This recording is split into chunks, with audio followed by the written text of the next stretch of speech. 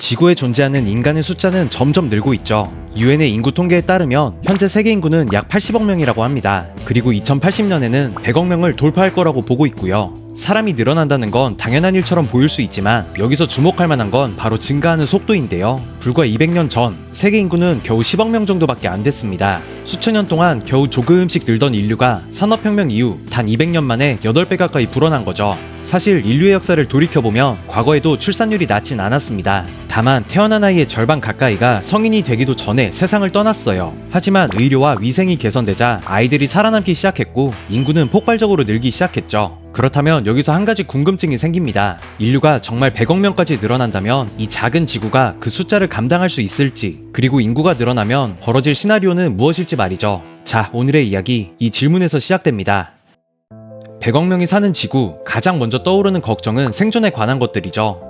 먹을 건 충분할까? 마실 물은 확보가 될까? 이런 질문들 말입니다. 사실 지금도 전 세계 인구 중 약 10억 명은 만성적인 굶주림에 시달리고 있어요. 그리고 지금처럼 기후변화가 심해질수록 농작물 생산은 불안정해지고 물 부족은 훨씬 심각해지겠죠. 특히 밀이나 쌀 같은 인간의 주요 곡물은 특정 기후 조건에서만 안정적으로 생산됩니다. 예를 들어 밀은 서늘하고 건조한 기후에서만 잘 자라는데 기온이 조금만 올라가도 이삭이 여물지 못하고 수확량이 급격히 줄어들죠. 반대로 쌀은 따뜻하고 물이 풍부해야 하는데 가뭄이 오면 아예 농사를 지을 수 없고 홍수가 나면 그의 농사는 망하는 거고요. 하지만 우리가 요즘 체감하다시피 지구의 온도는 멈출 줄 모르고 오르고 있습니다. 이렇게 지구의 온도가 오르면 곡물들의 생산량도 크게 타격을 입을 수 있죠. 최근 들어 제일 인구가 빠르게 증가하는 지역 어딜까요? 바로 아프리카와 남아시아입니다. 그리고 기후변화에 제일 직접적인 타격을 입는 지역이기도 하고요. 즉 인구는 계속 늘고 있는 지역인데 기후변화로 곡물의 생산량이 언제 줄어들지 모르는 지역, 조금만 수확이 줄어도 사회 전체가 불안정해질 수 있는 지역이란 거죠. 물론 이 같은 위험은 아프리카나 남아시아뿐 아니라 전 세계에 동일하게 적용되고요. 그래도 마냥 부정적인 예상만 있는 건 아닙니다. 사실 지구가 수많은 인구를 먹여 살릴 수 있을까? 이 질문은 인류 역사에서 몇 번이나 반복되었기 때문이죠. 18세기 영국의 경제학자 토머스 멜서스가 한 가지 그럴듯한 주장을 내놓습니다. 인구는 기하급수적으로 늘어나지만 식량은 산술적으로만 늘어난다. 따라서 언젠가는 인류는 굶주림에 빠질 수밖에 없다. 당시 멜서스의 말은 꽤 설득력이 있었습니다. 실제로 농업기술은 크게 발전하지 못한 반면 산업혁명으로 위생과 의료가 조금씩 개선되면서 아이들은 살아남기 시작했거든요. 그 결과 인구는 빠르게 불어나는데 식량 생산은 이를 따라가지 못했던 겁니다. 멜서스의 주장은 얼마 안 가 전 세계 지식인 사회에 큰 파장을 불러왔어요. 인구를 억제하지 않으면 인류는 파멸한다는 위기의식이 널리 퍼지기도 했죠. 하지만 결과는 달랐습니다. 20세기 중반 인류는 녹색혁명이라 불리는 거대한 변화를 맞이했죠. 같은 줄기에서도 더 많은 결과물을 받아낼 수 있는 고수학 품종의 개발, 작물을 더 풍부하게 만들어주는 화학비료와 농약의 보급, 그리고 물을 마음대로 끌어들일 수 있는 대규모 관계 시설까지. 이런 혁신 덕분에 인류의 식량 생산량은 폭발적으로 늘어났습니다. 1960년대 인도와 멕시코 같은 개발도상국은 기아에서 벗어날 수 있었고 멜서스가 예언했던 인구 증가는 곧 대기근이다. 이 공식은 보기 좋게 빗나갔죠. 그런데 이제는 다른 과제가 우리의 눈앞에 있습니다. 바로 기후변화와 토지 고갈, 그리고 물 부족 현상. 기존 방식으로는 더 이상 감당하기 어려운 벽이 다가온 거예요. 그래서 등장한 개념이 새로운 농업인데요. 도심 한가운데 빌딩형 농장에서 LED 조명을 이용해 사계절 농작물을 길러내는 수직 농장, 단백질이 풍부해 가축의 사료와 인간의 식량까지 대신할 수 있다는 곤충 단백질, 실험실의 배양기 속에서 세포를 길러 만든 배양고기까지. 인간은 어떻게든 새로운 방식을 찾아내려고 노력하는 중이죠. 하지만 이 모든 건 지구가 온전하다는 가정이 전제입니다. 세계 인구가 100억 명을 향해 가는 시대, 사실 가장 큰 희생자는 지구 환경일지도 모릅니다.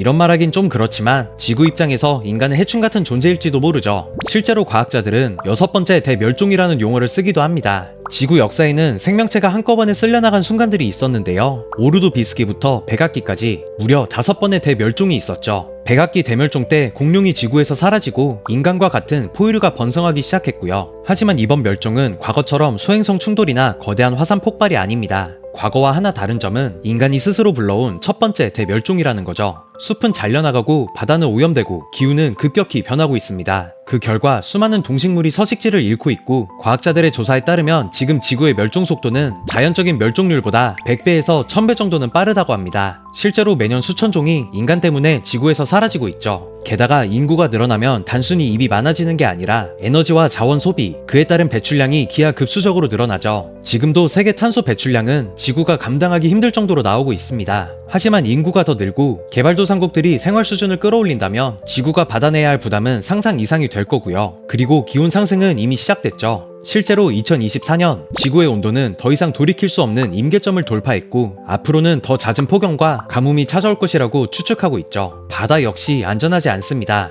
우리에게 바다는 오염물질을 정화시켜주는 존재였지만 이산화탄소가 늘어나면서 바닷물은 산성화되고 어획량은 줄어들고 산호초는 죽어가고 있죠. 만약 인류가 100억 명에 도달한다면 바다는 더 이상 풍요의 상징이 아니라 위기의 상징이 될 수 있고요. 결국 먹을 식량과 마실 물을 확보할 방법은 존재할 수 있지만 그 전에 지구가 우리를 받아들이지 않을 수도 있다. 이게 문제인 거죠. 그렇다면 지구 입장에서는 미워할 만한 존재, 인류는 왜 이렇게 늘어나게 됐을까요? 지금 우리가 이야기하는 100억 명이라는 숫자, 사실 불과 몇 세기 전까지만 해도 상상조차 할 수 없는 규모였습니다. 왜냐하면 인류의 인구는 수천 년 동안 거의 움직이지 않았거든요. 고대 사회를 예로 들어볼까요? 고대 그리스와 로마 시절 세계 전체 인구는 겨우 2억 명 정도에 불과했습니다. 아이들의 절반 이상이 성인이 되기도 전에 세상을 떠났고 흑사병 같은 전염병이 돌면 도시 전체가 무너져 내리기도 했죠. 작은 상처 하나, 깨끗하지 않은 물 한 모금조차 치명적이었기 때문에 당시 평균 수명은 30살 정도에 불과했고요. 그나마 농업이 발전하면서 조금씩 인구가 늘어나기 시작했지만 10만 년이 넘는 긴 세월 동안 세계 인구는 수억 명 수준에서 벗어나지 못했어요. 인류의 역사를 하나의 긴 선으로 놓고 본다면 인구 그래프는 거의 평평한 선에 가까웠던 거죠. 그런데 18세기 말 인류의 운명을 뒤바꾸는 사건이 찾아옵니다. 바로 산업혁명. 이전에 어떤 시대보다 비약적으로 발전한 생산력이 인류에게 풍요를 가져다주고 빈곤을 극복할 수 있는 수단과 기반을 마련해줬어요. 게다가 백신과 항생제, 깨끗한 물과 하수도 시설, 이 단순한 변화들이 사람들의 생존율을 크게 끌어올렸고요. 그 결과 1752년 인류는 처음으로 10억 명을 돌파했다고 추정됩니다. 그리고 그 다음은 훨씬 더 빠르게 진행됐죠. 10억에서 20억까지는 173년이 걸렸지만 20억에서 30억까지는 불과 34년, 이후에는 거의 10년마다 10억 명씩 늘어나는 말 그대로 인구 폭발을 경험하게 됩니다. 20세기 중반은 그 절정이었는데요. 의학기술이 전 세계로 퍼지고 어린아이들의 생존율이 높아지면서 세계 인구 곡선은 끝도 없이 올라가기 시작했죠. 1960년대엔 세계 인구 증가율이 연 2%를 넘었는데 이건 인류 역사상 가장 가파른 속도였고요. 그렇다면 세계 인구는 앞으로도 계속 늘어나기만 할까요? 지금은 추정뿐이지만 세계 인구는 언젠가 100억 명에 도달할 겁니다. 그리고 유엔의 전망에 따르면 인구는 21세기 중반쯤에 정점을 찍고 서서히 줄어들 가능성이 크다고 합니다. 출산율이 계속 떨어지고 있기 때문이죠. 즉 100억 명은 인류가 도달할 수 있는 마지막 고지일지도 모릅니다. 그렇다면 100억 이후의 세상은 어떤 모습인 거냐? 일단 인구가 늘어난다고 해서 모두가 똑같이 풍요로워지는 건 아닙니다. 오히려 100억 명 시대는 불평등의 격차를 더 크게 벌려놓을 수 있죠. 이미 세계 전체의 부는 상위 1%가 독점하고 있어요. 그 반면에 하위층으로 갈수록, 그러니까 전 세계에 있는 수십억 명은 전체 부의 단 몇 %밖에 갖지 못했죠. 이 간극은 시간이 갈수록 더 심해지고 있고요. 그 이유는 단순한데요. 부를 가진 국가는 더 많은 자원을 안정적으로 확보하고 더 좋은 교육과 더 많은 기술을 축적할 수 있죠. 하지만 가난한 국가는 인구가 늘어나도 이걸 뒷받침해줄 수 있는 기반이 부족해요. 결국 늘어난 인구만큼 빈곤층도 함께 확대되는 겁니다. 또 기후변화 역시 가난한 지역에는 더욱 가혹합니다. 부유한 나라는 기술과 자본으로 피해를 줄일 수 있지만 가난한 나라는 폭염과 가뭄, 홍수에 그대로 노출될 수밖에 없죠. 결국 누가 더 살아남을 수 있냐는 생존 문제에서 격차가 그대로 드러나는 거고요.